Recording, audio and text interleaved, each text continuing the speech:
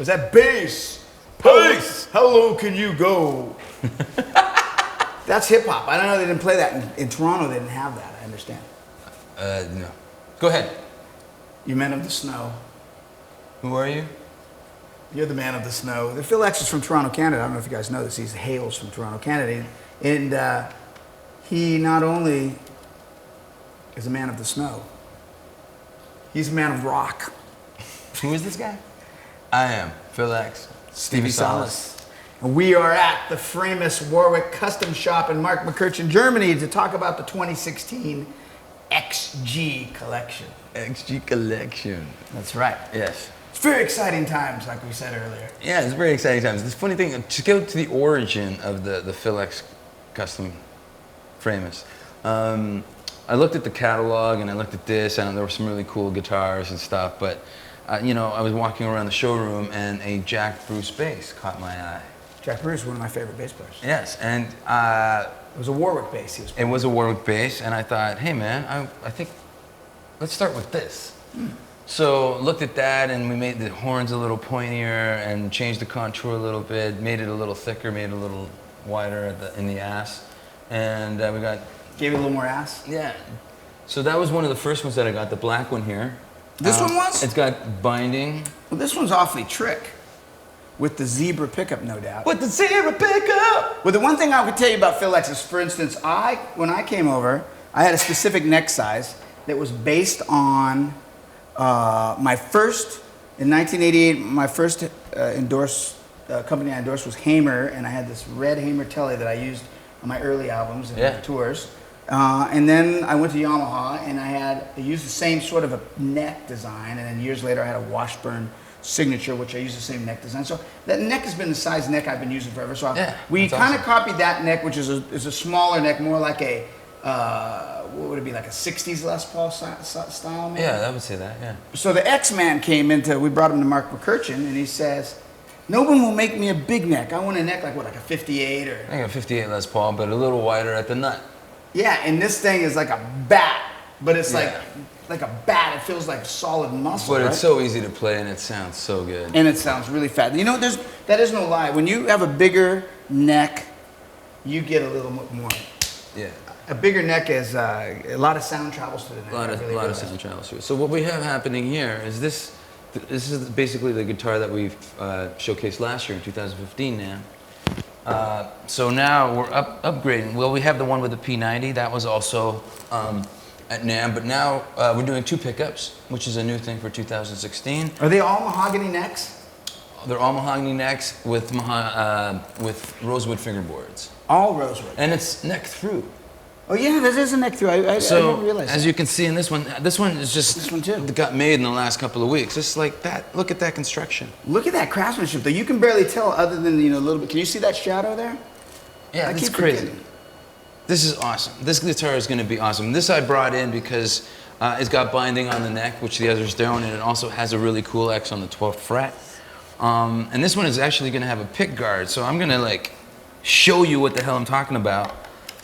This isn't going to be the color. It's going to be a cream color plastic part where the pickup goes. And look at that, man. Now I want to point something out. You know, know? Don't point anything out. Look at this shit, man. It's crazy. Well, look. It's going to be nuts. If you notice, there's that brushed. Is that brushed aluminum or brushed steel? No, it's how it comes if you don't polish it. Is it steel or aluminum? It's steel, man. Okay, so I'm gonna wear it around my neck, man. I'm gonna put it on my necklace. Was it in the 50s? Or when they made those old Framus, the original Framuses back in the day, they used to use that kind of stuff on a pickguard. Exactly. And so you're sort of bringing some of that back, aren't you? Damn straight. Traditional Framus. Damn straight. This guitar is gonna be ready. This guitar will be a really cool red, and will be also at the NAMM show in next month. Oh, will it really? Yeah. Okay, so then tell me what's going on with that white guitar that's so hot looking. That's a great looking guitar. Look at this, man. And then I was going through a warehouse and I go, what are the biggest knobs you got? And we found these. And look at those knobs, man. Check it out. Well, hold on. Just so everybody out there knows, these are custom shop XGs. This isn't a custom shop. This was made in put together like a regular, like a production guitar, not a handmade custom shop guitar. Which, can you tell that is not a handmade custom shop guitar? I was so happy. They were like, hey, you're gonna come to Germany and you're gonna check out the Pro Series.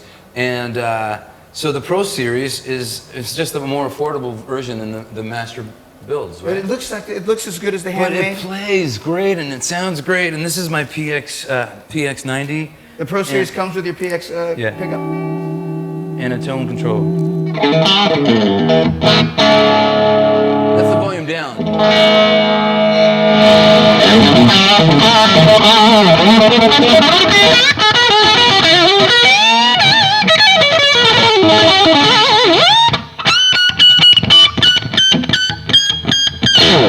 Wait, go higher. You didn't go high enough. That's not very high where you went. Can you go higher than that? No, I'm just that's kidding. it. I'm just kidding. I know, man. Hey, do one of those bouzouki licks, though. I like those bouzouki licks. I went out.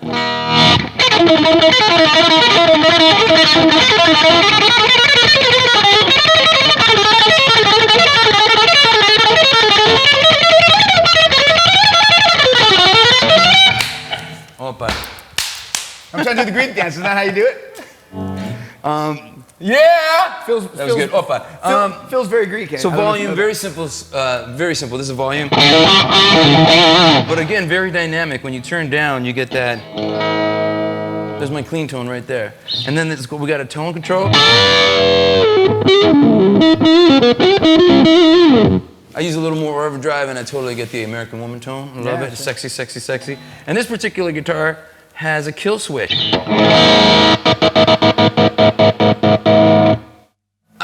So that guitar is gonna. Well, this guitar would probably be about 5,000 US, right?